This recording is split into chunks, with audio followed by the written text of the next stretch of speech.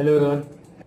आजच्या लेक्चरमध्ये आपण फेब्रुवारी महिन्यातील चालू घडामोडीचा आढावा घेणार आहोत. त्यापैकी पहिला आहे ऑनलाईन वेतन कायद्यास संसदेची मंजुरी.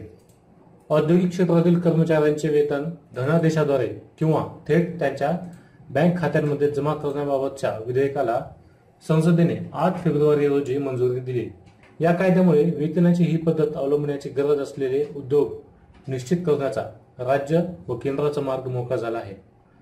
वेतनातील पारदर्शकतेसाठी हे महत्वाचे पाऊल असल्याचे मानले जात आहे. वेतन विधेयक 2017 किंवा वेतन दुरुस्ती विधेयक 2017 ला राज्यसभेत आवाजी मतदानाने मंजुरी मिळाली.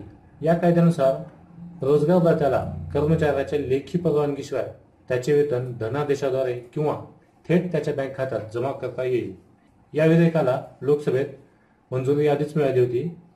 कर्मचाऱ्यांना धनादेश किंवा त्यांच्या बँक खात्यात वेतन जमा करणे आवश्यक असलेली औद्योगिक व इतर आस्थापने निश्चित करण्याचा अधिकार या कायद्याद्वारे सरकारला मिळाला आहे. वेतनाचा हा मार्ग अवलंबणे आवश्यक असलेल्या उद्योगांबाबत राज्यांना अधिसूचना काढता येईल. तसेच या कायद्यातील कलम 20 नुसार कायद्याचे उल्लंघन केल्यास 6 महिन्याची कैद होऊ शकते. शिवाय कारखाना कायदा 1948 नुसारही निरीक्षक कारवाई करू शकतो. देशात वाघांच्या संख्येत 6% वाढ. देशात वाघांची संख्या 6% वाढल्याचा दावा तज्ज्ञांनी केला असून वाघांच्या संरक्षणासाठी त्यांचे अधिवास व्यवस्थित ठेवले पाहिजेत असे मतही त्यांनी व्यक्त केले.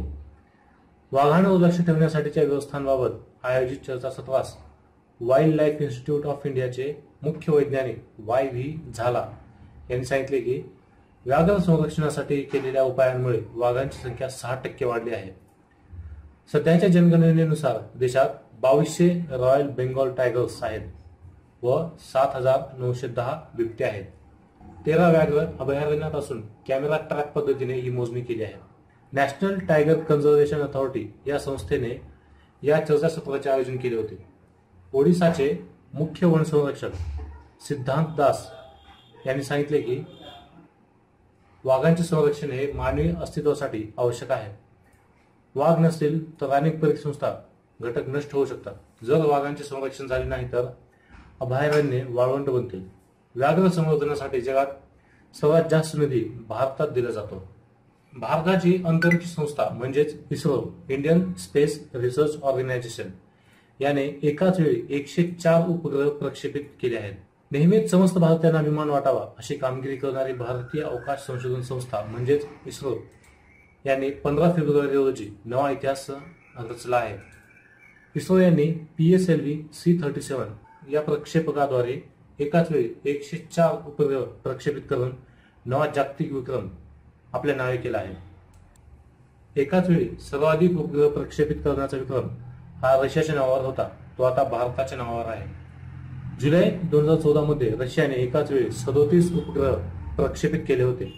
15 फेब्रुवारी रोजी सकाळी 9:28 श्रीहरिकोटा येथील सतीश धवन अवकाश केंद्रावरून PSLV C-37 मधून 104 उपग्रहांचे प्रक्षेपण झाले.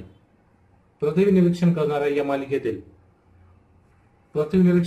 मालिकेतील कार्टोसॅट 2 हा मुख्य उपग्रह असून त्याचे वजन 714 किलो एवढे आहे. DRDO कडून इंटरसेप्टरची यशस्वी चाचणी. भारताने ओडिशाच्या किनाऱ्यावरून क्षेपणास्त्र भेदी इंटरसेप्टर क्षेपणास्त्राची यशस्वी चाचणी घेतली आहे. या चाचणीच्या यशामुळे भारताने द्विस्तरीय बॅलिस्टिक क्षेपणास्त्र संरक्षण प्रणाली विकसित करण्याच्या दिशेने पुढील पाऊल टाकले आहे. सकाळी 7:45 येथील अब्दुल कलाम बेटावरून म्हणजेच व्हीलर बेटावरून इंटरसेप्टची चाचणी घेतली गेली. जमिनीपासून हवेत 50 किलोमीटरच्या वरील उंचीवर असणाऱ्या लक्ष्याचा भेद करण्याची या क्षेपणास्त्राची क्षमता असल्याने संरक्षण संशोधन आणि विकास संस्था म्हणजे DRDO च्या अधिकाऱ्यांनी सांगितले आहे. तसेच या चाचणी दरम्यान इंटरसेप्टरने बंगालच्या उपसागरात 2000 किलोमीटर अंतरावरून सोडलेल्या चाचणी लक्ष्याचा अचूक भेद केला. यासाठी इंटरसेप्टरने रडार आणि दिशादर्शक यंत्रणेचा वापर केला होता. भारतीय अंतराळ संशोधन संस्थेची विश्वविक्रम नोंद. भारतीय अंतराळ संशोधन संस्थेने एकाच वेळी 104 उपग्रह अवकाशात पाठवण्याचा विक्रम केला आहे. PSLV C-37 या स्वदेशी बनावटीच्या प्रक्षेपकाच्या साहाय्याने हे उपग्रह अवकाशात सोडण्यात आले आहेत. चेन्नईपासून 125 किलोमीटर अंतरावरील श्रीहरिकोटा येथून 15 फेब्रुवारी रोजी एकाच वेळी 104 उपग्रह पाठवून भारत अशा प्रकारची कामगिरी करणारा जगातील पहिला देश बनला आहे. हा दिवस भारताच्या इतिहासात सुवर्ण अक्षरांनी लिहिण्यात येणार आहे. रशियाच्या अंतराळ संस्थेने एका वेळी 37 उपग्रहांचे यशस्वी प्रक्षेपण केले होते. त्या तुलनेत भारताचे हे यश मोठे आहे. यापूर्वी भारताने जून 2015 मध्ये 23 उपग्रहांचे एकाच वेळी प्रक्षेपण केले होते. भारतीय शास्त्रज्ञांनी एक्सेल व्हेरियंट या रॉकेटचा वापर केला होता. याआधी भारताने एक्सेल व्हेरियंट या रॉकेटचा वापर महत्वाकांक्षी अशी योजना म्हणजे चंद्रयान व मंगळभूमीसाठीही केला होता. राज्यातील महापालिकांचे महापौर आरक्षण जाहीर. महाराष्ट्रातील 27 महापालिकांच्या महापौर पदाच्या आरक्षणाची सोडत मंत्रालयात काढण्यात आली. त्यात सर्वसाधारण प्रवर्गासाठी म्हणजेच खुल्या प्रवर्गासाठी 16, नागरिकांचा मागास प्रवर्गासाठी म्हणजेच ओबीसी साठी, अनुसूचित जातींसाठी 3, अनुसूचित जमातींसाठी 1 असे आरक्षण काढण्यात आले. 27 पैकी 14 महापालिकांमधील महापौर पद हे विविध प्रवर्गातील महिलांसाठी आरक्षित असेल. मंत्रालयात नगरविकास विभागाच्या प्रधान सचिव मनीषा पाटणकर म्हैसकर, नवी मुंबईचे महापौर सुधाकर सोनवणे, मीरा भाईंदरचा महापौर गीता जैन, पनवेल महापालिकेचे आयुक्त डॉक्टर सुधाकर शिंदे यांच्या हस्ते आरक्षण सोडत काढण्यात आले. तसेच हे आरक्षण सध्या निवडणूक प्रक्रिया सुरू असलेल्या महानगरपालिकांसाठी असून उर्वरित महानगरपालिकांच्या महापौर पदाची मुदत संपल्यानंतर हे आरक्षण लागू होणार आहे. अर्थसंकल्प 2017 बँकांच्या सक्षमीकरणावर भर. अर्थसंकल्पात जेटलींनी सार्वजनिक क्षेत्रातील बँकांसाठी वर्ष 2017-18 साठी 10,000 कोटींची तरतूद जाहीर केली आहे. इंद्रधनुष योजनेनुसार सार्वजनिक क्षेत्रातील बँकांना 10,000 कोटींचा निधी देण्यात येणार आहे. शिवाय आवश्यक असल्यास बँकांसाठी अतिरिक्त निधी दिला जाईल. बुडीत कर्जांच्या वसुलीसाठी यंत्रणेत सुधारणा करण्यात येणार असून दिवाळखोरी जाहीर करण्याच्या नियमांमध्येही बदल करण्याचा इशारा दिला आहे. सार्वजनिक क्षेत्रातील बँकांच्या कामात सुधारणा व्हावी यासाठी केंद्रीय अर्थमंत्री अरुण जेटली यांनी गेल्या अर्थसंकल्पात 7 कलमी इंद्रधनुष योजना जाहीर केली होती. सार्वजनिक क्षेत्रातील बँकांना दरवर्षी 25,000 कोटींचा निधी देण्यात येणार आहे. त्यापैकी आर्थिक वर्ष 2017-18 आणि 18-19 मध्ये 10,000 कोटी देण्यात येणार आहेत. सरकारकडून ऑनलाईन शिक्षणासाठी स्वयं योजना. केंद्रीय अर्थमंत्री अरुण जेटली यांनी सादर केलेल्या अर्थसंकल्पामध्ये ऑनलाईन शिक्षणासहित रोजगार प्रशिक्षणावरही भर देण्यात आला आहे. 2022 पर्यंत 5 लाख लोकांना रोजगारासाठी ट्रेनिंग देण्याचे उद्दिष्ट ठेवण्यात आले आहे. तरुणांना ऑनलाईन शिक्षण देण्यासाठी स्वयं योजना आणण्यात आली आहे. तर संकल्प प्रकल्पासाठी 4,000 कोटींची तरतूद करण्यात आली असून त्याद्वारे तरुणांना रोजगार प्रशिक्षण दिले जाणार आहे. तसेच IIT मेडिकलसह सर्व उच्च शैक्षणिक प्रवेश परीक्षा एकाच संस्थेकडून व्हाव्यात यासाठी राष्ट्रीय परीक्षा बोर्ड स्थापन करणार असल्याचे अर्थमंत्री अरुण जेटली यांनी सांगितले. शिवाय देशाबाहेर रोजगाराच्या संधी शोधणाऱ्या युवकांसाठी देशभरात कौशल्य केंद्र स्थापन करणार असल्याची माहिती त्यांनी दिली. नागालँडच्या मुख्यमंत्रीपदी शूर होजेलाई लिजित्सू. नागालँडच्या मुख्यमंत्री पदासाठी सहमतीचे उमेदवार म्हणून नागालँड पीपल्स फ्रंट म्हणजेच NPF चे अध्यक्ष शूर होजेलाई लिजित्सू यांची निवड करण्यात आली. ते TR झेलियांग यांची जागा घेतील. डेमोक्रेटिक अलायन्स ऑफ नागालँड म्हणजे DAN यांच्या बैठकीत नवे मुख्यमंत्री म्हणून लिजित्सू यांची निवड करण्यात आली. या बैठकीला 59 आमदार उपस्थित होते. लिजित्सू DAN चे अध्यक्ष आहेत. झेलियांग यांनी अलीकडेच मुख्यमंत्री पदाचा राजीनामा दिला होता. राज्यपाल पद्मनाभ आचार्य यांनी त्यांचा राजीनामा स्वीकारून पुढील व्यवस्था होईपर्यंत राज्याचा कारभार पाहण्यास सांगितले. NPF विधिमंडळ पक्षाच्या बैठकीत नव्या नेत्याची निवड करण्यात आली असे झेलियांग यांच्या कार्यालयाने दिलेल्या एका निवेदनात म्हटले आहे.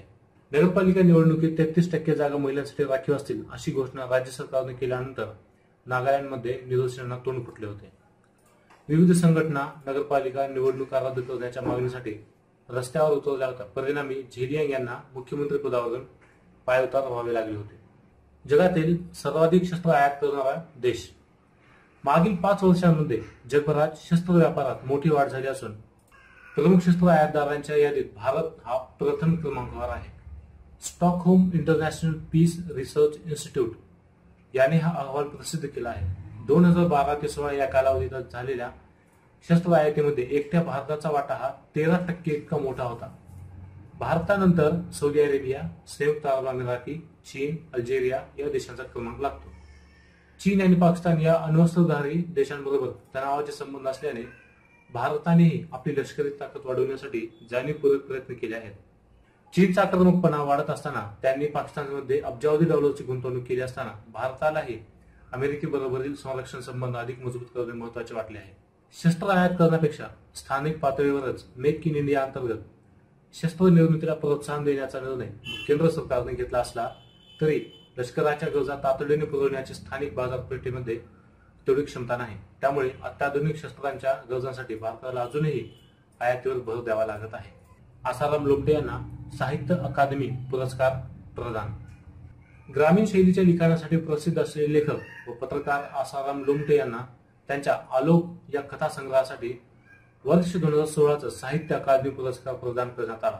1 लाख रुपये रोख, ताम्र आणि शाल असे या पुरस्काराचे स्वरूप आहे.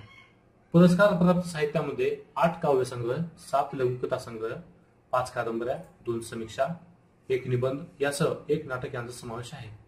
नवी दिल्ली येथील कमानी सभागृहात साहित्य अकादमी 2016च्या पुरस्कार सोहळ्याचे आयोजन करण्यात आले होते.